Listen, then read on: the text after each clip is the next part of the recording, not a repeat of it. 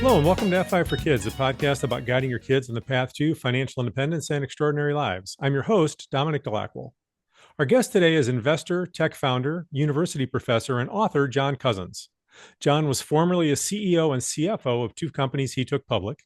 He's the founder of MBA ASAP, where he offers what he used to teach in university MBA programs for a fraction of the cost, which is his response to help with skyrocketing costs and debt associated with higher education. John has several books on financial literacy and wealth building, but it's also important to note he also has a book on learning how to learn, which I think is one of the most essential life skills.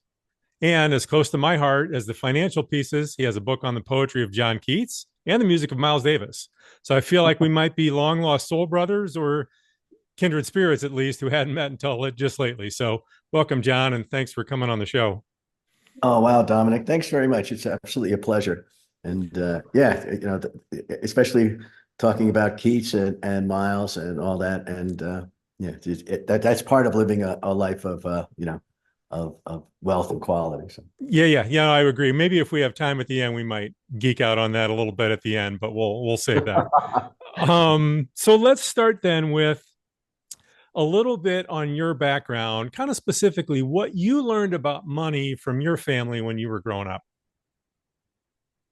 Well, I grew up in a working class home in a working class world in New Jersey, and my parents we were from Newark, New Jersey, which was an urban area, that was really thriving. And then after World War II, a lot of people decided to move to the suburbs, and so we lived in a suburb about 5 miles outside of the urban center.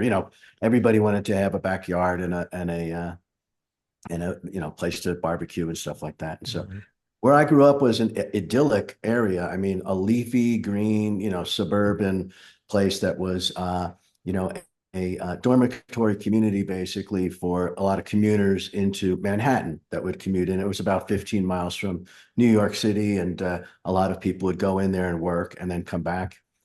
And so that was one thing I learned. There was two parts to town. There was that part of town where the people that, had professional parents that would commute into New York, it was very moneyed, and then the part of town where I came from was more blue collar, working class. My dad for 30 years was a Teamster, and he drove a delivery truck for beer, Ballantine Beer. It was one of the local breweries in Newark. And Newark was known for its breweries because it had these artesian wells, these pure water wells. And so there was Pabst Blue Ribbon, Rheingold, Schaefer and Ballantine, all these, local breweries.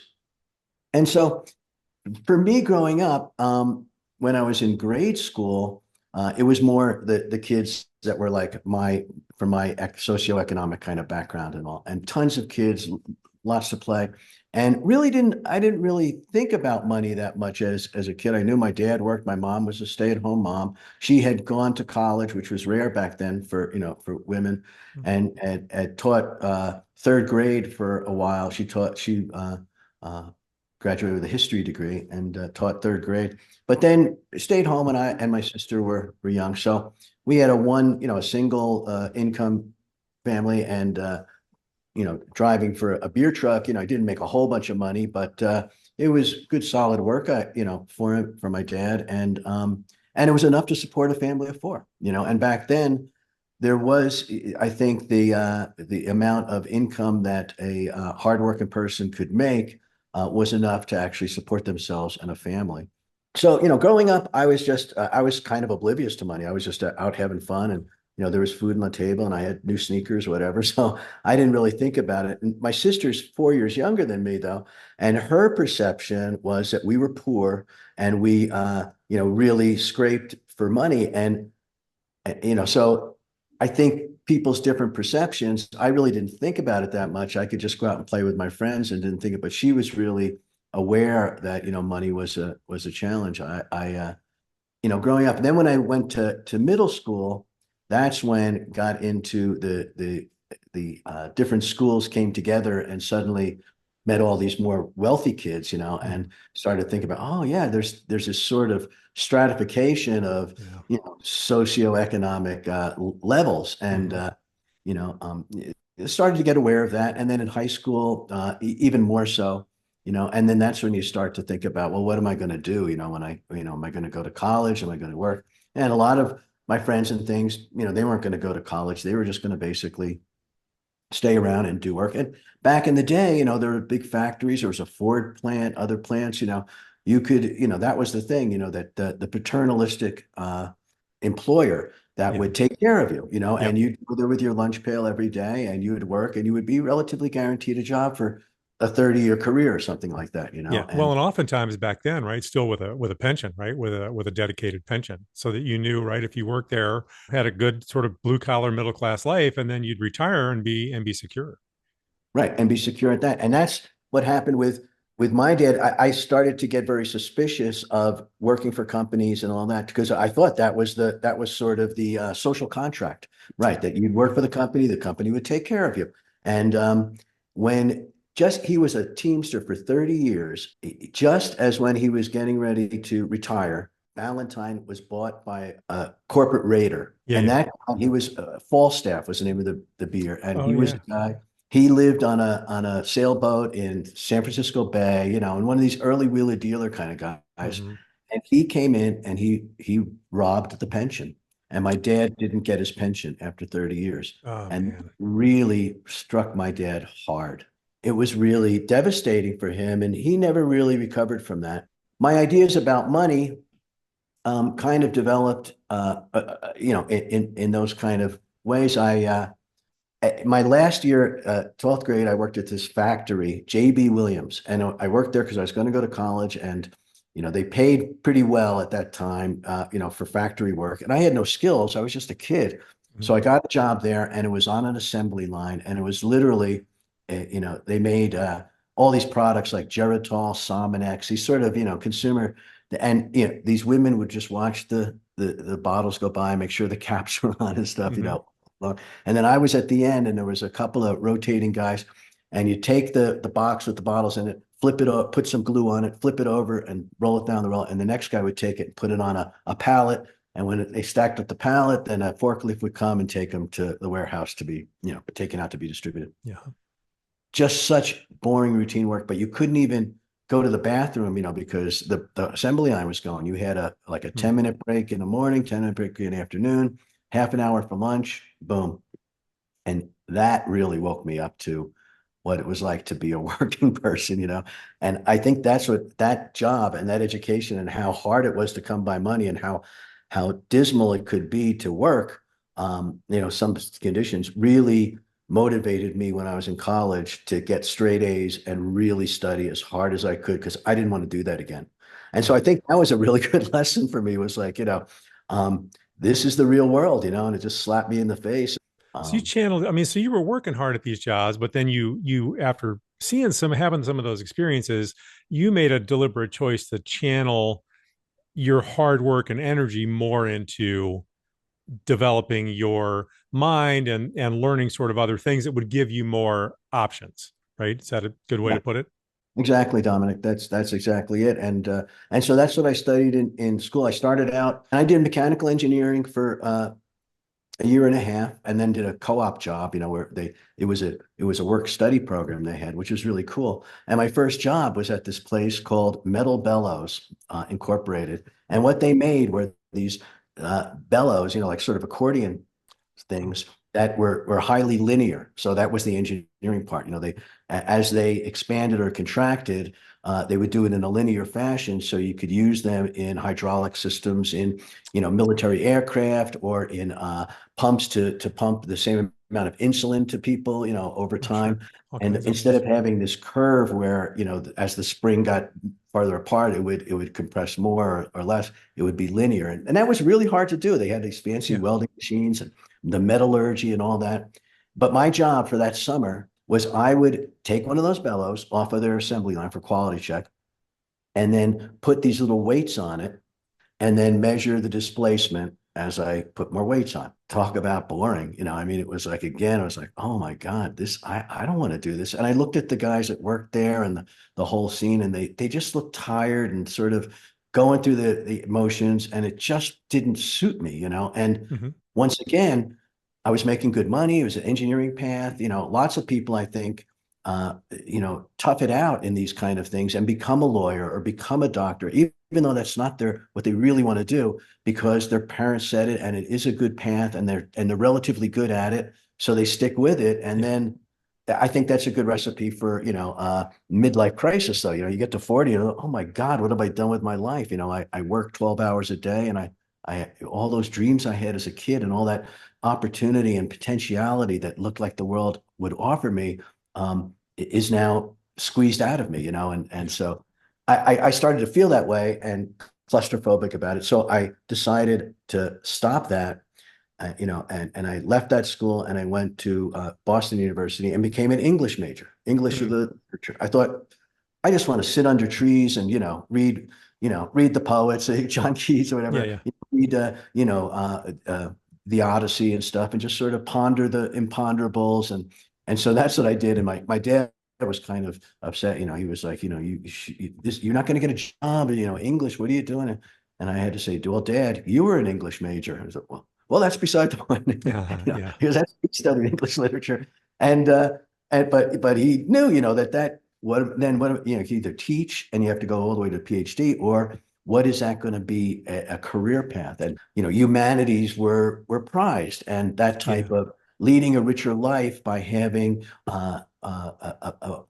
idea about the highest achievements of humankind, like you know Beethoven's symphonies and Michelangelo's ceilings and all those kind of things, Yeah. that to appreciate those. So So John, I really have just to struggled with say, money. so my first degree, so I kind of did things a little bit opposite of you. So my first degree actually was an English lit degree, Oh, right? So that's hence the Keats, right? I So, understand. Yeah. but I love that because it let me sort of function in so many different ways, and ultimately, right? And my dad had kind of sort of similar thoughts. Well, what's that going to get you, right? It directly, sort of practically, it didn't lead to something. However, yeah, and I've said this for a long time, it's one of the five best decisions I've ever made in my life because it taught me how to think and it taught me how to communicate. And I've used that in everything I've ever done since. I totally agree with you, Dominic. That's really, so true. And I think those things aren't prized as they should be, because they do give us those foundational qualities: how to think, how to critically think, how to read a book and extract the information, how to write, how Yeah. to clearly express your thoughts. Those things are right. How to communicate ultimately, and how to relate, how to bridge that existential gap between one person and another, with Yeah. communication. That is absolutely critical in everything that we do. Yep. Yeah, if you're going to go into business, if you're going to have a startup or something like that, or you have to communicate your vision so that you can get customers, you can get investors, you can Yep. get employees. Yep. You have to be able to communicate things so that people could say, that's a great idea. I want to be part of that Yeah. in a realm it's going to, whatever role it's going to be. And so, yeah, I mean, it's absolutely critical foundational skills for business or for anything else, for all of our personal interactions, and even our solo interactions with ourselves. How we think, how we, reading and literature, is getting inside someone else's mind at an intimate level that we can't do any other way. I don't think. It's Yeah. just, Well, and if you can, and hopefully, right, what you're doing is you're teasing lessons out of that then you're analyzing, thinking critically about and be like, okay, well, what does that mean for me and the trajectory of my life so that I can continue to sort of move in a path that's going to make me happier, that's going to make my life more fulfilling and rewarding, right? Because that's ultimately what it's all about. And absolutely. as we kind of transition into kind of sort of more of the financial talk, and I want to talk about the numeracy and financial literacy in a little bit, but since we're on this, right, that whole idea of learning how to think critically and communicate, those things then really sort of get at the heart of learning how to learn. So right, Yeah. as you're going to move forward, throughout life, right? Especially given all the things you've already been talking about. So it's a much different reality now than it was, 40 years ago. And you were saying people have on average 9 different careers now, and so you've got to be able to adapt and learn new things and flex. And if you don't know how to learn, then that really sort of hampers you and becomes a real barrier. I, but at the same time, there's so many more opportunities to learn. There's like, when we were young, there was no internet. You had to go look things up at the library. And I mean, just you could find stuff, but it took a lot more work. Now it's like, well, hey, you don't even have to get on your laptop. I'm going to open up my phone and do this search, or you watch a YouTube video and learn anything you want, right? I mean, but if you don't know how to learn, then you're not extracting the most that you can get from those things. So anyway, I kind of took you off on a tangent there, but But you're absolutely right. I think these are foundational things that we're talking about that certainly apply to financial literacy, in a specific. And you're right. Nowadays, learning how to learn, and going through that process of educating ourselves, and then becoming, because we love it, then becoming an autodidact and a lifelong learner, and continuing to read and continuing to satiate our curiosity by following whatever, little paths come upon us. And now we can do that so easily. Like you yeah, say, I mean, yeah, on our phone, we can Google the world's knowledge. There used to be this concept in sort of hippie kind of thing, the Akashic records, where everything is out in the universe and it's all been saved and you can do it. Well, in a way, now we actually have access yeah, to those Akashic records with Google, a search, yep, you can just put in anything you want and any idle thought you have, and suddenly, bloop, all this information comes up. And like you say, from YouTube or something, then you'll have, some of the best thinkers in the world just pontificating on whatever point, and you can just start to bring that in. But if you don't know how to follow those steps and those paths, and how to assimilate that stuff, and have enough context that you have places to slot these things, so it's not just a whole bunch of stuff that you're learning, but oh, this is like this is like this. I have places, so you actually remember them, and you have ways to compartments to categorize them in, so that you can learn and retain what you like hear or learn. yeah. No, that's great, right? So having that context, you're right, is so important, right? But each time you're trying to learn stuff, that's how you build that context over time.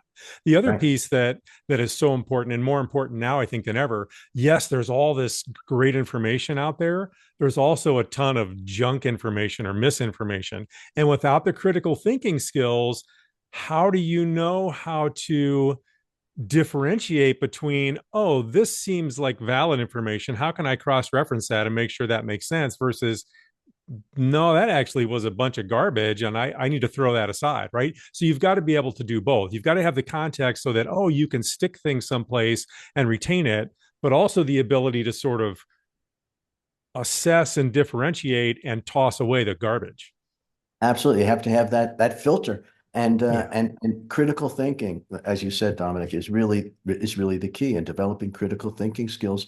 You see that so many people now are prey to that, whatever it is. Mark Twain said, like, a lie is halfway around the world while the truth is still putting on its shoes. yeah, People, for some reason, these crazy kind of rumors or conspiracy theories seem more attractive than the banal truth, and so you kind of want to believe it because it seems more thrilling or exciting, like a Dan Brown novel or yeah, something. yeah, right, So right, I just want to go for it. But you're absolutely right. Now we're just blitzed with all kinds of stuff that can take us in wrong directions or make us think wrong things, that then if we use that as the basis for our beliefs and then our decision making, we can make some pretty incredibly poor decisions that'll impact our life. yeah, And that's key to finance, right? That's key to financial literacy. Is not Charlie Munger, Warren Buffett's partner, said, that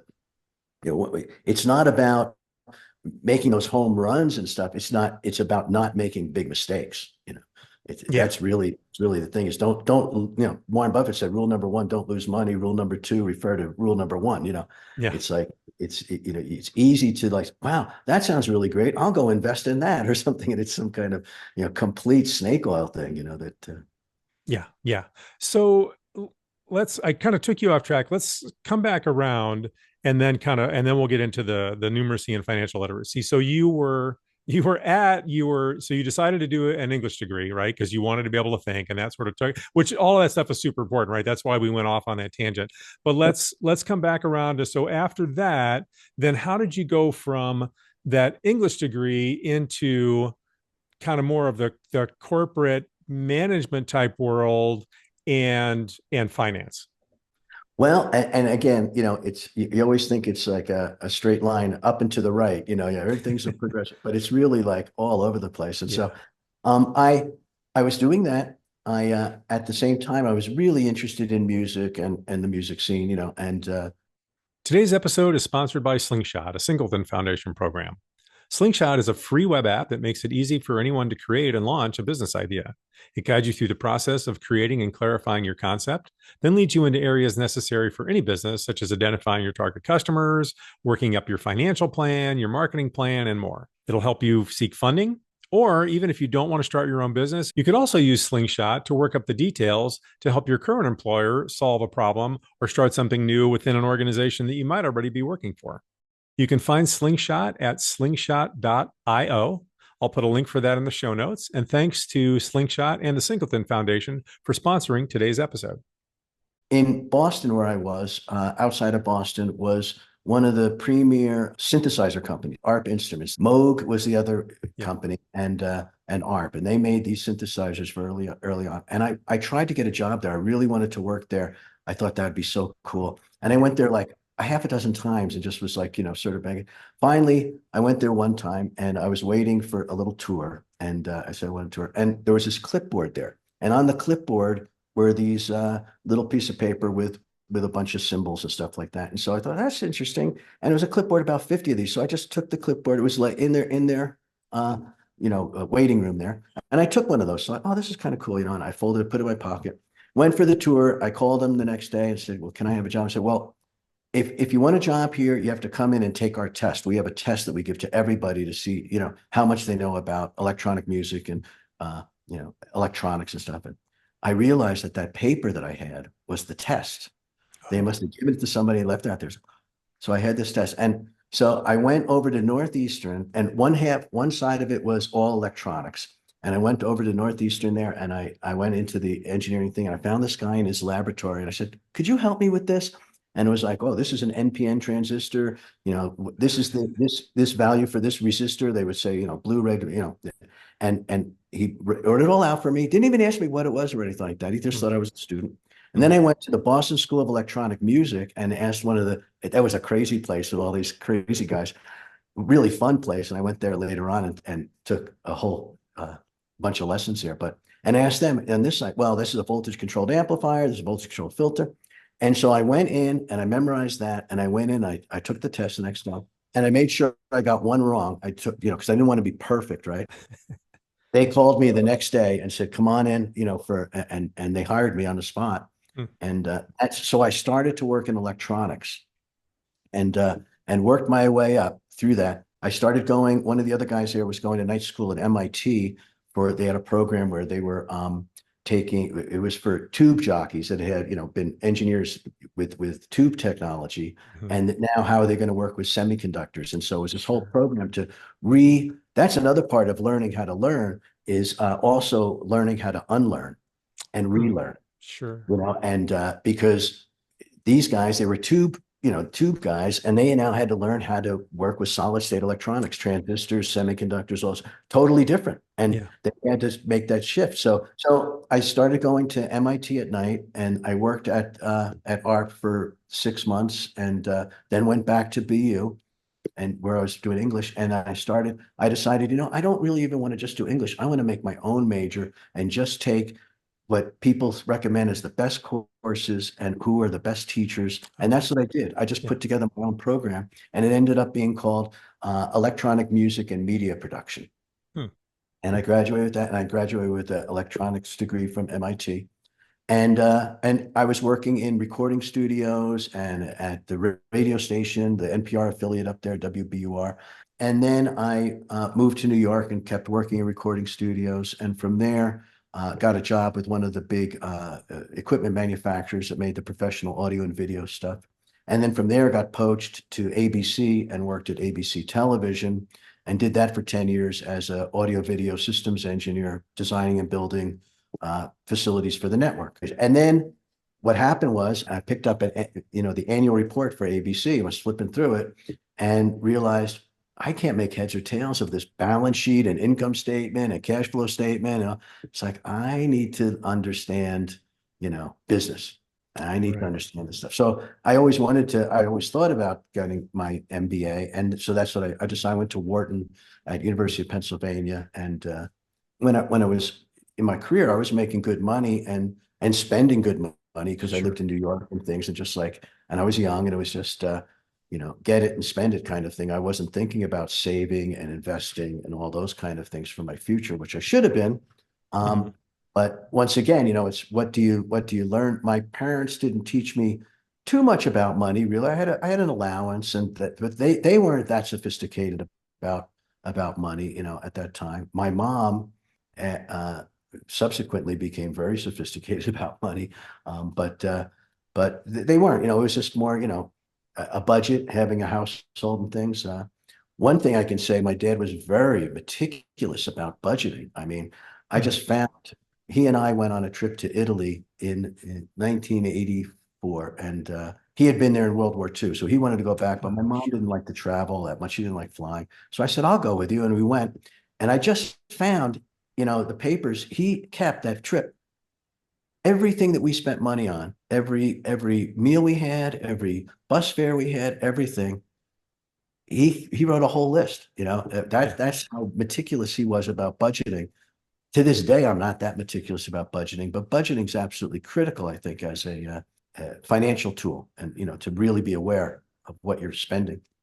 And so So that's what they had taught me about those kind of things. But yeah, sorry. well, I would no, I was just going to say. So let's then, right. So then that kind of took you into right. You did that MBA at Wharton, right, and that took you down a financial and business path, right. I mean, so the theme that I obviously see here, and I think this certainly applies for any listeners and parents trying to guide their kids, right, is whatever you can do to encourage your kids to be curious and want to learn, right, because you didn't like, it's not that you didn't want to work hard, you just didn't like some of the jobs when you were younger, like, well, I don't want to work hard at this. And I think that's okay, right? That's knowing yourself, and that's not the right path for you. But you were working hard at other things, right? And you were, even the Absolutely. fact that you sort of lucked your way into sort of finding that test and getting that job with ARP, if you hadn't been persistent about going back and trying to get a job there by following up on things, that never would have happened. So you, in a sense, right, you're still working hard and putting energy into things, always curious, and then creating your own opportunities. And I think those are good lessons for all of us. So Absolutely. let's transition into numeracy and financial literacy, and then we can kind of go from there. So I'm just going to read, because I think you do a really good job of making this really clear. So in your book, Financial Literacy, I'm just going to read a short little passage, and then you can expand on it from there, right? So you say numeracy is literacy for numbers. It's the ability to understand and work with numbers, and our facility to work with numbers affects how well we can make many decisions and get on in the world. Our ability to analyze numbers can help us work around our cognitive biases or biases. Anyway, Tomato, tomato. yeah, that tend to, well, but the cognitive biases, right, that tend to skew our judgment, and that's really true, right? And it's hard to know those things. And the whole idea of numbers is that you're not. This is me adding in now. I stopped reading. Sorry. Um, right, is that they're objective, right, and that's how they help us overcome those cognitive biases, right? So numbers are a Right. form of measurement, and this what we measure we can manage, and you hear that all the time in the Yep. business world, right? Yep. um so, and one of the things that numbers help us manage is money.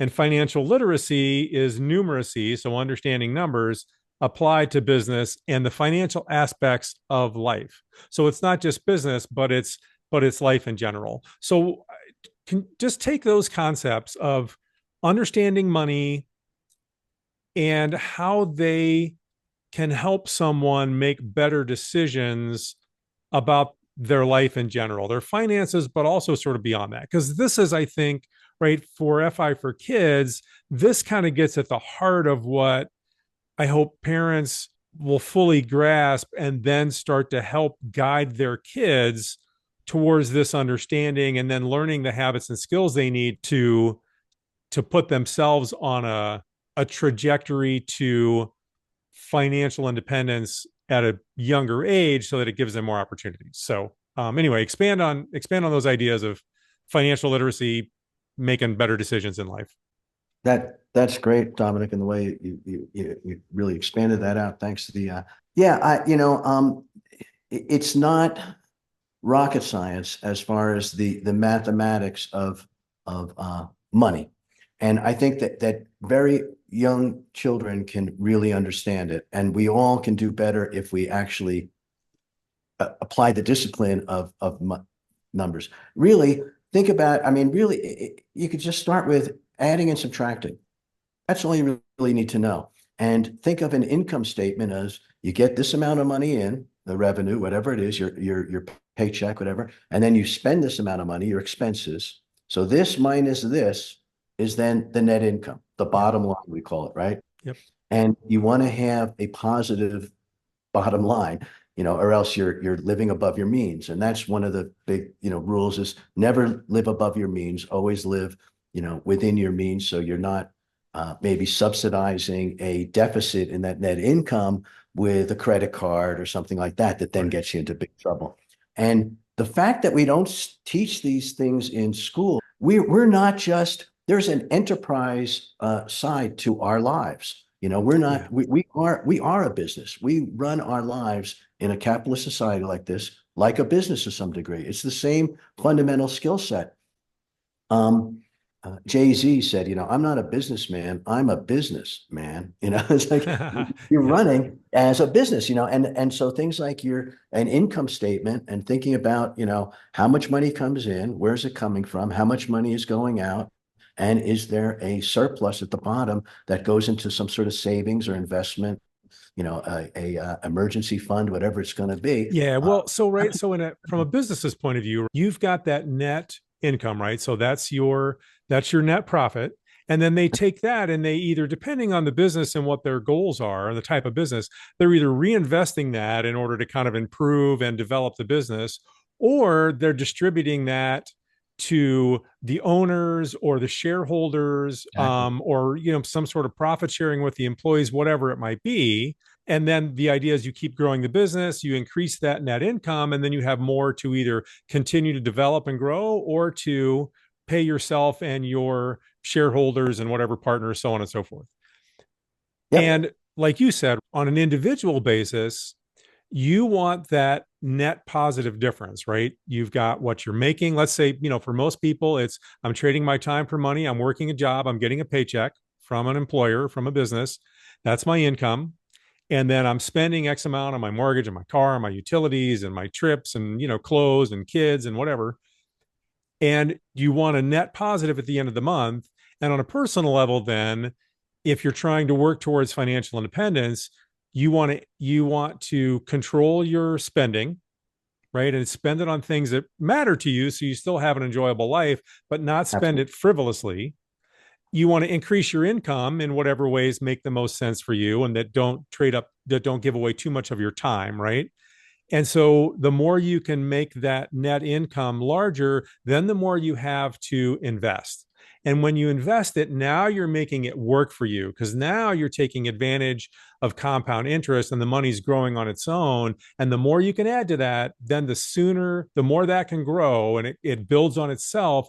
And then you get to a point where you have financial independence at an age, hopefully much sooner than traditional retirement age. But in my mind, that's the similarities or the correlation between, oh, a business income statement and a personal income statement, right? So to your point of whether people realize it or not, we're all living our lives in a financial sense like a business. Yep. It's just that if you're not realizing it, you're probably making a lot of um, not opportune choices about how you're managing your money. Right. And your financials will be leaky or whatever. Yeah. And you'll be Yeah. impulse buys, and because we live in an environment, and that's exactly right. There's two ways to increase your net income, that bottom line. You can increase your revenue and then more Yeah. will fall to the bottom line, or you can reduce the expenses and then more will fall to the bottom line. So Yeah. those are the two things that you can do.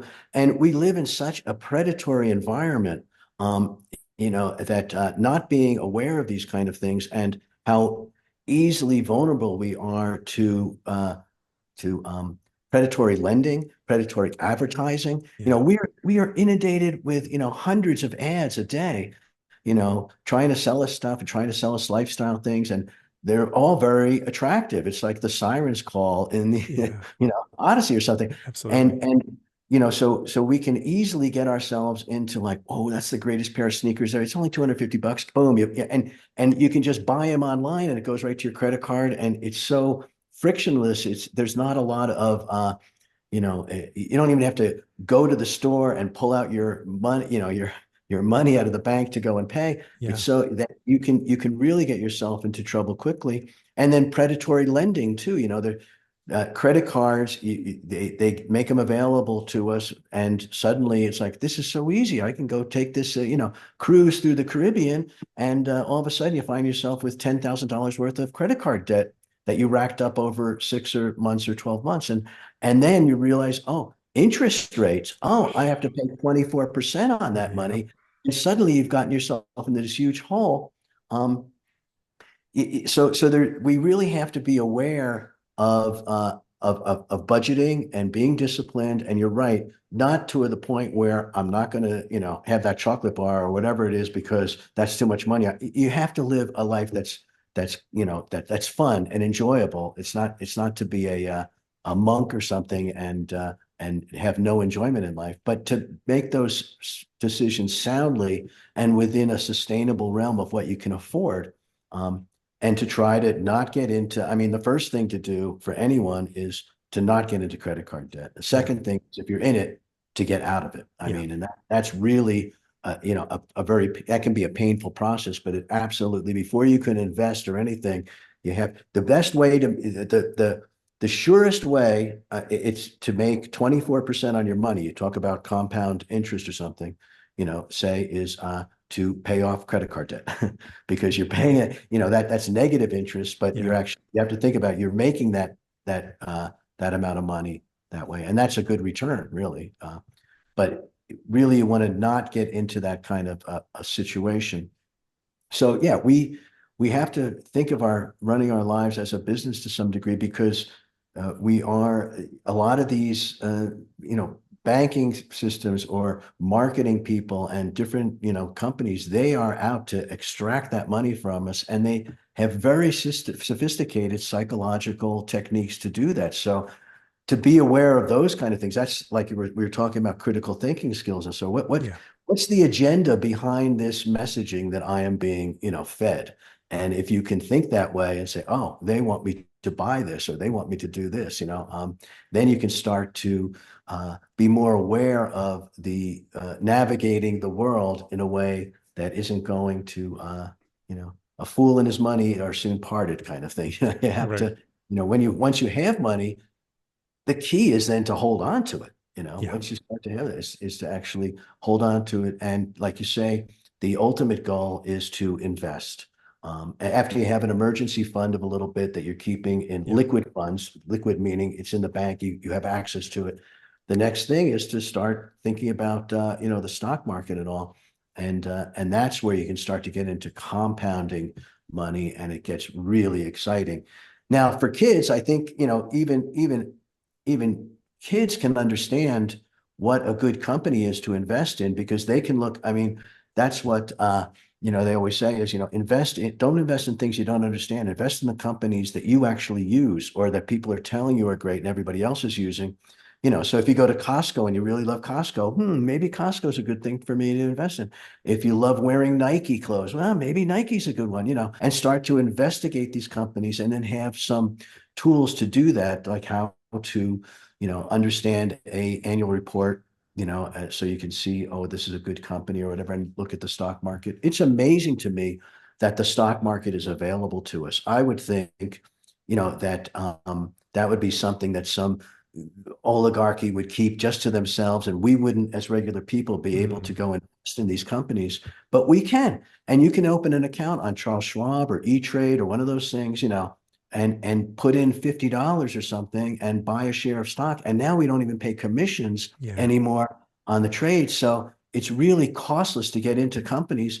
And I mean, even if you invest $100 or $100 a month, or say you buy a share of Apple and it costs $210, whatever it's trading for now. It's so democratized that we can get into the stock market. That is something that we should all take advantage of, because we're so lucky that we have that opportunity. I mean, it blows my mind sometimes that, wow, this is not restricted to just a certain few. Everybody can do this. No, it's not restricted. And like you said, John, it's so easy now, right? You can have an app on your phone. Like I just actually did a little bit of had some money that I'd taken out of something a while back. I'd sold some shares of and then invested that in something else that I'd been kind of sort of thinking about for a while. I just did that this morning in, 5 minutes on my phone on the Fidelity app, right? It's so easy. And with kids, right? You know, they don't have a lot of money, they don't have to put a lot at risk, but if you're a parent trying to get them to understand these things, and they're just like, some kids kind of, they're motivated by money and they're interested in it from a younger age, but a lot of kids are not. But I think your idea of, look, if you want to teach them about the stock market as a potential investing tool, and they're like, wow, that just seems boring, and it's, their eyes just glaze over, then, like anything with kids, you've got to approach them where they are. So, right, if they love Nike, then that might be something that they can invest in, because if the stock goes down, they've got a long window, right, that they can make that back up. If they put $100 in or $50 in or even a $200 in, that's not going to hurt them in the long run. But if they care about that, then they can watch what's happening with their money, and that's a way to, like, grab them where they are and start to pull them in and get them interested. And then hopefully, right, they start to understand a little bit, they start to build a little bit of that context, they can now start to stick more things to, and they can gain more financial information. And, oh, well, now let me learn about, oh, mutual funds or ETFs, or, oh, there's different ways to do this. Or maybe they think about, well, oh, I understand some compound interest in investing, but but also I really kind of like houses and I kind of like real estate. Let me learn about that. I mean, there's all kinds of things you can invest in, but you've got to start somewhere. So if you've got a kid who's not interested and you want to teach them and they love Nike, then that's a perfect inroad, I think. Yeah, a girl, and maybe she just loves Barbies, and it's like, well, who makes Barbies? Well, Hasbro or whoever, I think it is. I Well, think is so. Hasbro a company? Well, let's go and we'll open you a little account, and you can become an owner of Hasbro. And now you follow it, and Yeah. then you're like, I really like that new bubbling Barbie spa they came out with. I think that's going to be a big seller. The kid starts thinking like that a little bit. Yeah. And then we were getting back to even to decision-making tools and the quantitative side of the numbers here. You talked about real estate. How do you value a stock, or how do you value real estate? Basically, it's the discounted cash flows. Say if it's a real estate thing, say, and you bought something for $100,000 and you're going to rent it out for $1,000 a month. Just to make the numbers. So that'd be $12,000 a year. So that'd be a 12% ROI, return on investment, right? It's just in easy terms, right? You're making 12%, $12,000 a year on a $100,000 investment. But those monies into the future are worth less. Like a bird in the hand is worth two in the bush, right? A dollar today is worth more than a dollar, 5 years from now. So how do you discount back that money to get that stream back to a present value that you can look at? And that's the real decision making tool of finance. And once you get past adding and subtracting and income statements and a balance sheet. And balance sheets are important too. It's the assets are on one side, and then you have equity and debt. That's what finances those assets. And it's basically like a house, right? You buy a house, it's worth this amount of money. You put maybe 25% down, and you get a 75% mortgage, and that's the debt and the equity that's funding that house. They say things like, don't put debt on a depreciating asset like a car. Right. If you don't take out big car loans, because the car depreciates in value and the car loan stays kind of constant, and suddenly you're underwater. Your asset is worth less than the debt side of the balance Than sheet what you you have, owe, right? Yeah. and what you owe. And Yeah. that happened in the financial crisis in 2008, right? With a lot of houses, Yeah. suddenly, they thought, oh, my house, this is the amount of equity I have on it, because the appraised value minus the mortgage is what's left over. And suddenly the house price shrunk, and the mortgage was more than the house price. And suddenly people realized they're underwater in that investment, and they walked away from them, and everything started to, all these assets started to cascade through the financial system. So if you think about, well, the present value of a future cash flow stream, and there's a little formula to do that. So you say, like, you're getting $12,000 this year, and that's worth 12,000. You're getting 12,000 less next year, but at a discount rate of say 10%, whatever you could make on that money, it's going to be worth less than the 12,000 in today's dollars. And then in year 3, it's worth a little bit less, and year 4, a little bit less, ad infinitum, and you add all those up, and that becomes the present value of that asset. And that's the big decision-making tool that it's called net present value, where you take this cost. Say if this thing cost me, this apartment, or whatever, this little house, going to cost me $100,000 to buy, and I'm going to make $1,000 a month. And it turns out that if I discount all those cash flows in the future back to today, and that value is 120,000, then the net present value is 20,000, right? The 100 you have to pay, the 120 you're going to make in present value minus the 100 you have to pay, it has a $20,000 net present value. And that is considered then a good investment. If it Right. has a positive NPV, you go with that investment. And it's the same thing with stocks. The stock market is basically, it's like eBay. It is a continual auction. They're just auctioning all day long. There's a bid price and an ask price. And this person's saying, I'll sell you my share of Microsoft for $200. And this guy's saying, I'll buy you shares of Microsoft for 190. And maybe they make a deal at 195, and that transaction happens. That's the price at that moment. Yeah. And you see the squiggly line, right? That's all those transactions happening. That's why they call the stock market a price discovery mechanism, because it's really understanding what the price is at that moment that people are guessing. And it's all a bunch of guesses. It's basically everybody's estimate of what the present value of the future cash flow streams of that company is.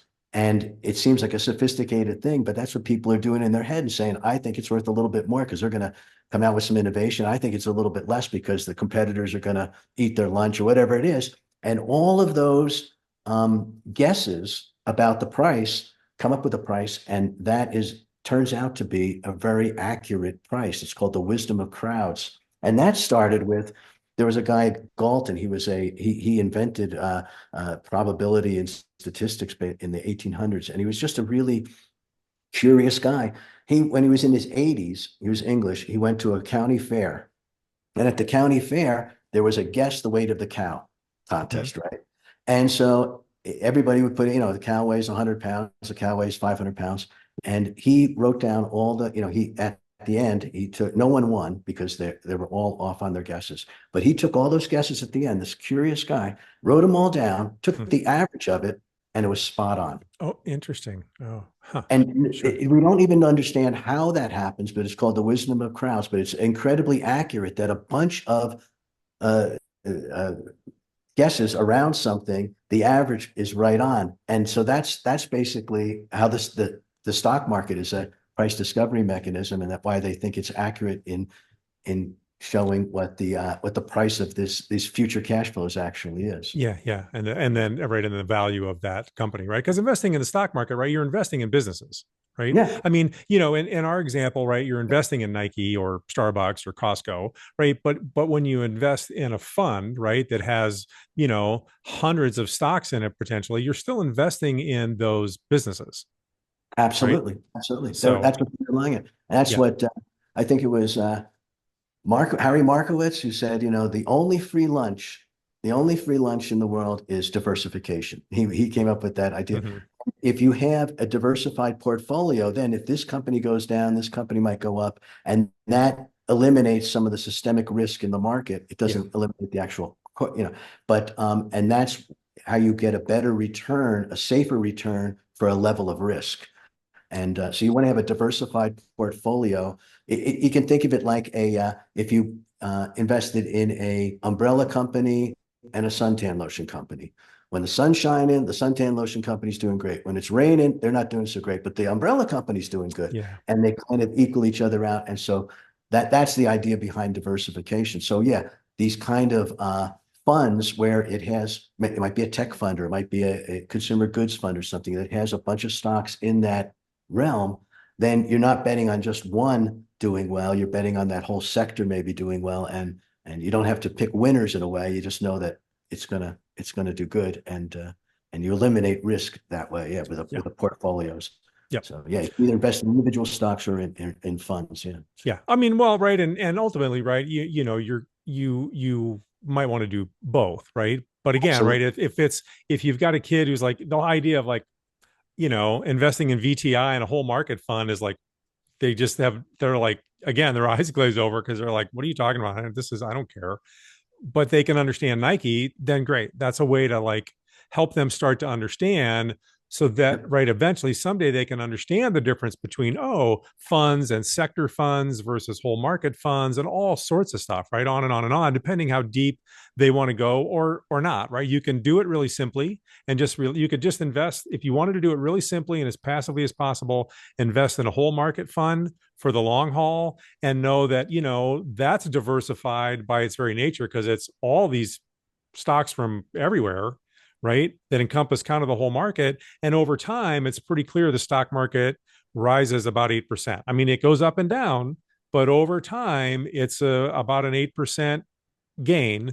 And you can just count on that. If you want to get into the nitty gritty details and you know and be more specific about things because you just like that sort of stuff, then you have that option too. But you've got to get started somewhere. So then, what other what other words of advice do you have for parents trying to help their kids get started and have some interest in understanding the importance of understanding money? Well, I would say, like you had alluded to too, compound interest and compound interest is like the eighth wonder of the world. I think they attribute that to Einstein saying that. I don't know if he did, but that that money over the long haul, of 8%, that builds and builds, and then you're making 8% on the 8%, and then that keeps accruing, and it can become a very big number, exponentially over a reasonable amount of time. One of the things I think for kids to understand is that life is long. Oh, It's like, yeah. I don't care about that right now. I want that, toy, and delayed gratification. The idea is that all investing in a way is about, delaying our gratification that we could buy something now, or we could buy plenty more, or have a safer life in the future. And that's hard even for adults to grasp onto Mhm. that. We want everything right now. We want instant gratification, not delayed gratification.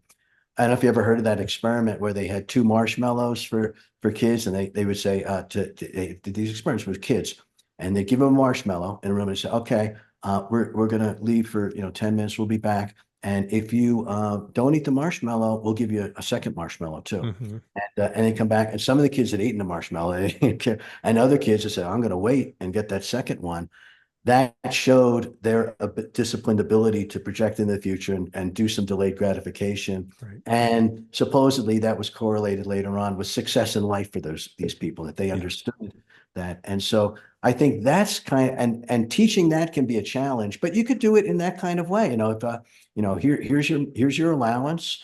If you don't spend your allowance this week, next week I'll give you an extra, 5% on the allowance or something, and you okay, and see, uh, and then also learning how to spend too. I think that a lot of us get too caught up, especially later in life. It's like, I'm not going to spend this money that I spent my whole life, gathering together and investing. So I'm going to live very, very frugally. And then, you end up just pass. And it's nice to have generational wealth is a wonderful thing, but, to be able to be disciplined in your spending, but also be able to understand what things really give you joy, and spending on those things without guilt is another kind of thing. No, absolutely, right? Because it can be a problem in the FI movement, right? If people are pushing really hard to get to their FI number as soon as possible, that has a tendency to take some people down a path of deprivation, right? And everybody's personalities are different, but you can see how somebody might kind of get into the whole austerity idea, right? It's like, well, that maybe is okay for a while, but at some point, like, you've got to loosen that up, because what did you do it all for in the first place anyway? It's to Right. have more, it's to have more life. It's not to have more money. The money is a tool to Yep. provide you more opportunities and more flexibility with your time so that you can have more life. But then that comes back around to kind of part of where we started, which is this idea of thinking critically and the humanities, right? Studying the humanities, knowing yourself, because you also have to know what things really do bring you value. What do I want to spend money on? And I'm not going to feel guilty about that, because, man, I really love to travel, or I really love to eat out, or I really love boating. I really love being out on the boat, and I want my kids to sort of water ski, or I really love to sail. And those things can be expensive, but if you really get value from that, then you should spend your money there. But then maybe you spend less money on something else. But it's still Absolutely. all about the right balance, but it's the right balance for you. And so part of the thing for parents is helping kids have gain some interest in understanding finances, because it does matter so much, because we do have to live our lives like a business, because, like it or not, money touches every area of our life, and if we don't control it, it's going to put us in difficult positions and control us, right? So you've got to have some knowledge. You've got to have good discipline and good habits around how you're spending your money. But part of the way that you accomplish that discipline with when to spend and when not is you've got to know yourself and what matters and what you can do without really missing anything. And right when you're younger, that's all a process of discovery. But if you're not thinking about it, then you're not discovering anything. You're just going willy-nilly from one thing to the next, and you don't have any sort of a plan for your financial life, for your personal business, so to speak. Absolutely. And experience is what we get just after we need it. It's like, Yeah. if you're not like you said, if you're not thinking about these things, then you're not prepared. And if you don't have a plan, then you're going to be living someone else's plan, because there's plenty of, you know, predators out there, and in financial markets, and in trying to get your money, extract money from you, that you'll end up parting with it. And so Yeah, well, and just advertising, and that doesn't even have to be advertising. Yeah. predatory advertising. I mean, that's what businesses do. Hey, we want you to buy our stuff. And if Yep. they can convince you to buy it, even if it doesn't really give you that much pleasure, well, that's not their fault. That's yours for not knowing yourself and not having learned some basic discipline. Like, you know what? I don't need another pair of shoes. I don't need another winter coat, because I've already got, two, which is, maybe one more than I need, or you know what I mean? Like, whatever it might be for you, like, we all have things. Oh man, those things are really cool. Or I like this toy, or I like tools, or I like, jewelry, or whatever it might be. But you've got to then decide how much of that makes your life better, Right. and how much is like, no, I have some things I really like, and I'm going to be happier if I actually put that money to work for me by investing it. Absolutely. And sometimes it's hard to make that decision. I just moved recently, and that's when you go through all your closets, all the garage and stuff like that, and discover all of those decisions that you made that ended up just like collecting dust. It Yeah. wasn't something that gave you value. It's like, oh, I should have maybe bought that. but you're right. There, you have to make those decisions. And advertising and marketing is, when I say predatory, that's what they do. But how that all started, modern marketing started with a guy from Europe. He came over and he started marketing cigarettes. And he said that it was manufacturing desires. That's what it was. Oh, sure. And that guy was the nephew of Sigmund Freud. He was Interesting. just right at the beginning of psychology, and Hmm. there's so much psychology. And you think about that with, now we have all of these behavior scientists and everything that are really fine tuning, things on social media and advertising that it's tough for just a regular person to compete with, that level of sophisticated, nuanced, targeting of our desires, and creating them, Yeah. Well, but I think, John, then that brings us kind of back around to the whole idea of financial literacy, right? And understanding the numbers and the numbers, how they relate to money, and using that to help overcome those pressures from advertising or your neighbors down the street or whatever it is, so that you're making decisions with some level of objective information and not just responding to the urges or the pressures of the moment, right? Because that's how you make optimal decisions for you. But again, right, for kids or young adults, if you're not even aware of those things, then it's going to be next to impossible to make optimal decisions. right? And then optimal decisions doesn't mean you don't make mistakes. That's part Absolutely. of learning to make ongoing more optimal decisions as you go. But in order to sort of learn from a mistake that you made with what you spent money on, you've got to be thinking about it in the first place. Yep, absolutely. Yeah. Absolutely. You have to be aware of it, it's yeah. So we're running kind of long on time. Why don't you take a couple minutes and talk to us about your program, MBA ASAP? Well, thanks, Dominic. The education has gotten secondary education has gotten incredibly expensive, in the United States, and access to education around the world is challenging. So I I worked in business. I took a couple companies public. I started teaching in universities, to that stuff, and realized that, gosh, the textbooks are all this thick, 800 pages on accounting, 800 pages on marketing or finance. And I started realizing that in the real world, that I never used all that stuff. There were some fundamentals that I Yeah. really had to rely on, and the other stuff was maybe intellectually interesting and maybe would come once in a while in some sort of scenario, but not every day.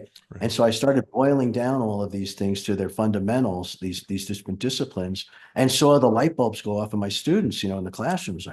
Now I finally understand what a balance sheet is, or I finally understand, and that started me think. So little by little, I started. It was an organic process of starting MBA ASAP, Master of Business Administration is MBA and ASAP as soon as possible. And I say that because I have students in 165 countries now. I mean, all over the world, and a lot of them never heard the acronym. They say, "What does ASAP mean?" It's like, Oh, funny. as soon as possible. It's, the distillation of things down to so you can use these things right away. Yeah. Um, and so I started making online courses and distributing them on different platforms and creating books that are selling Amazon and stuff. And little by little built up this body of work, and now it's relatively large, and I have, like I say, incredible reach. I've had well over 30,000 students in 165 countries, and I didn't even know at first there was 165 countries. Mhm.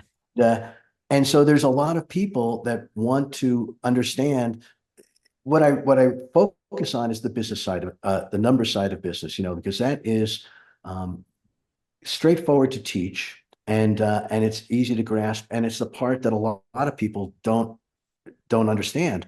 So how to read financial statements, how to do those present value calculations of discounted future cash flows so that you can make decisions based on some quantitative, numbers. Yeah. That's the kind of stuff that and I teach strategy and marketing and things too. But the core is this financial part, because I think that at the end of the day, numbers are how we keep score in a business, certainly in our, Absolutely. accounting, it's how the money flows through a business or Yep. flows through our checking account and out the door. That is really what we can measure. And like you said, what we measure gets managed. What we measure gets managed. And we first have to be aware of it and then have some KPIs, whatever measurement tools, and then say, okay, and then we can manage. Well, we're spending more. Well, we got to then reduce something. How can we make more money? It also, they say that I think the average millionaire has 7 revenue streams, income streams. They don't rely on just one, their check. And nowadays, just about anyone can build a little side hustle, that Absolutely. can bring in some money, maybe some, YouTube videos about a hobby or something that they love, and then they monetize that to some degree and start having some other surplus revenue streams to grow your revenue. So you don't have to cut back your expenses too much, and you can still have money, net income that you can invest each month or something like that. Yeah, well, And right. You just keep sort of building on that. And the more that you build that and you invest it, then if you want to get into a different type of investment, right? And I mean, just write all those things. And the more you do that stuff, the more comfortable you become, and the better you become at it. And then the more you just sort of start to see more opportunities or interact with other people and get different ideas. And that's where then it really starts to become fun. And especially if you're younger, if you're in your 20s or 30s and you still have all that energy on your hands, right? Then you can invest more of your time to get started with other revenue streams or income streams for yourself, and then really, supercharge yourself. But again, it goes back to and this is where I still think it's hard, because we all tend to sort of want everything now, and it's hard to sort of project and be patient, right? So sometimes starting those revenue streams from some sort of side hustle, it's a lot of work up front and you're not seeing a lot of returns, but you've got to stick with it over time, get better at it, learn, and we're back to learning how to learn, make right. adjustments, and then eventually you'll get there. But you got to be patient, and also and work hard, right? Absolutely. Well, and those two things, patience, and playing the long game. We tend to overestimate what we can accomplish in a year, and we really underestimate what we can accomplish in a decade. And Yes. that's the type of time frame we have to really be playing that long game. And like you said, fun, for me, it's become really fun. It's like, they say, oh, scrolling on social media, the reason people get addicted to it or do it a lot because they get these little dopamine rushes when they Mm-hmm. see something. I feel that dopamine rush every time I get a new student, I make a sale, somebody, gives me a testimonial, whatever it is, or a social media post does whatever it is. And that gives me a little dopamine rush. And then I want to do it more. So Yeah. the business, it's not just a disciplined push all the time. There's sort of a pull from the fun of it. It's almost gamified in a way because it's all online and I can measure all the different attributes. How does this ad do against that ad? Or what does this, messaging do with that messaging? And so it really is fun to do. But I think you're right, the patience and also what you said, hard work. And the more you work and the more you do these things, the more you learn what works and what doesn't. And that experience is priceless because that's what you're really building on. You learn by doing a lot of times. And Yeah. and you learn by people say you fail, but it's not failing. Like Thomas Edison said, I didn't fail. I just learned 10,000 ways not to make a light bulb. That's right. You learn all these kind of things. And if you have that attitude that you're failing fast, failing forward, and it's a learning experience, not a failure, then you're accomplishing things. And if you're working hard, you also increase your luck surface because a lot of things, have to do with your work and your discipline, but there's timing and luck that's involved in any type Absolutely. of success. And Thomas Jefferson said, I'm a firm believer in luck, and I realize that the harder I work, the more of it I get. That's right. Right. Well, I mean, again, let's go back to, you were trying to get that job at Art. You were being persistent, and that luck wouldn't have happened for you had you not been It persistent. would They weren't going to call me up on the phone and randomly and say, "Hey, you happen to want a job here?" I had to keep going and keep banging my head against what seemed like a failing attempt until it actually uh, it turned into something. Yeah. So Yeah. That's perseverance. Perseverance is so critical. And then with entrepreneurship, they talk about perseverance or pivoting. Do you persevere and go through it, or do you realize this isn't working? I have to Yeah. detour somehow to get around this obstacle or whatever. Yeah, but sometimes, right? Or, well, not sometimes, all the times, at least part of that decision making is in the numbers. Yep, absolutely. Right. And so then we're back to, so to me, I mean, and you can tell me what you think here, John, but one of the main takeaways from this episode for me, right, for parents is just the importance of starting to teach your kids financial literacy, understanding even just the most basic things about money as soon as possible, right? So you're trying to teach a 10-year-old, it might be really basic and they've got an allowance and they have to sort of save a certain amount of that and they get to spend a certain amount. And if they spend it, then they don't have extra money to buy other things. And right, if you've got a teenager, then it starts to get a little bit more complicated. And, are they going to help pay for some of the auto insurance? Because now they're getting their driver's license. And then in college, it gets more complicated still. But the sooner you start that and you get comfortable talking with your kids about money and they get comfortable understanding, oh, this is just an important thing that I need to understand, just like math or being able to write or being able to drive a car. It's all the same. And if this just is normal for them from the time they're young, then hopefully you're setting them up to have a good path forward. So I don't know. Any thoughts you want to add to that? No, you articulated it very well. I couldn't agree more, Dominic. That's really, the ultimate goal, I think. And the more we can, that's the best part, I think, of generational wealth that we could give is that education to our kids. That whole thing about if you give someone a fish, then they eat for a day. If you teach them how to fish, they can eat for their life. Instead of generational wealth saying, well, when I die, you're going to inherit all this money and you don't know what to do with it. That's maybe not the best generational wealth, but if you inculcate those type of responsibilities, skill sets around finance and numeracy related to financial independence, I think that's the best you could do. Yeah, that's the best we can do. Yeah, great. Thank you so much, John, for coming on. I will put links in the show notes, the episode description for MBA ASAP. And I'll put links for some of your books and stuff in there so that if people want to find you, they'll be able to do that. Just click on the links. Fun conversation, John. Thank you. Thank you so much for coming on. Oh, a pleasure, Dominic. Thanks very much. Really. And thanks for the work you're doing. This is, really, great work. This is the thing, to educate the next generation and encourage parents to do that. So thank you for what you're doing. Oh, thanks, John. I appreciate that. Thanks. Thank you for listening to this episode of the FI for Kids podcast. Please support the show by hitting subscribe and receive new episodes every Thursday. The intro and exit music this episode are courtesy of Douglas Cameron. As always, you can find links to the FI for Kids music in the show notes.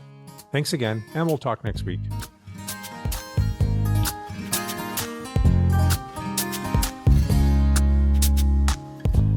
You're like the horizon. I can't reach you, you're so far away. And if I run to the place I want you to stay, you'd be gone. I'd be left wondering why you moved on and why you never said goodbye. I can't wait any longer. I see the writing on the wall. It's time for us to say, tomorrow we are yesterday. Tomorrow we are yesterday.